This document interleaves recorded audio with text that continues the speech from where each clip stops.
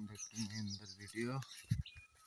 म चाहिँ आज बिहान भन्दा नि दिउँसोतिर अब यसो फलफुलहरू हेर्न आएको। हेर्नुहोस् भुट्टामा आलु बोक्रा हेर्न सक्नुहुन्छ।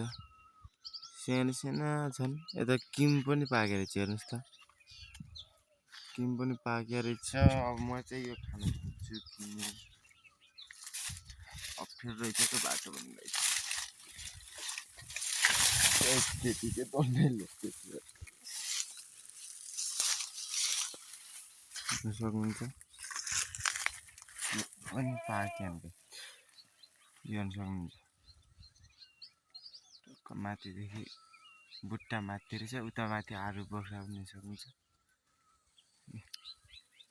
हेर्न सक्नुहुन्छ यसरी पाक्यो हामीले।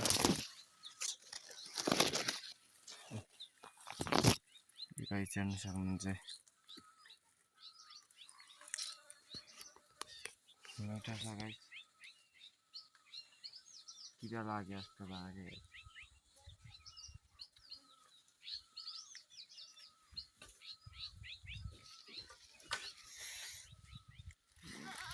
फलफुल चाहिँ झन्नै लोटेको नि।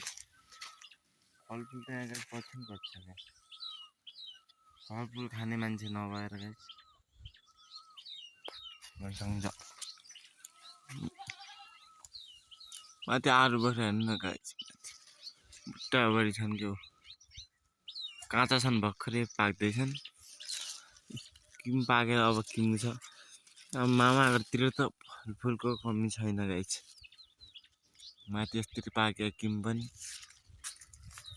फलफुलको कमी छैन गाइस हाम्रो मामाहरूतिर त जति खाने तर सबै फलफुलहरू देखाउँछु। अंगुर छ, आलु बोक्रा छ, आलु मेवा आँप सब छ नि गाइस।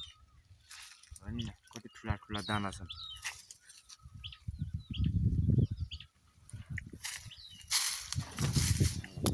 धेरै फेरि खानुहुन्न स्वास्थ्यलाई राम्रो हुन्न।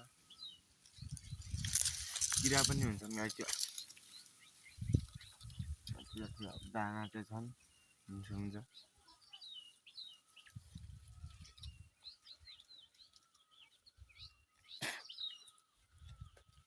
धेरै खाँदैछ गाई त्यो बिरामी हुन्छन्।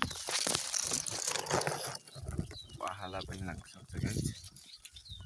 धेरै खानुहुन्न। हजुर आजलाई चाहिँ यति। अरूलाई यति म अरू सब फलफुल चाहिँ म अर्को दिन तपाईँहरूलाई सब फलफुलहरू चाहिँ देखाउँछु है त।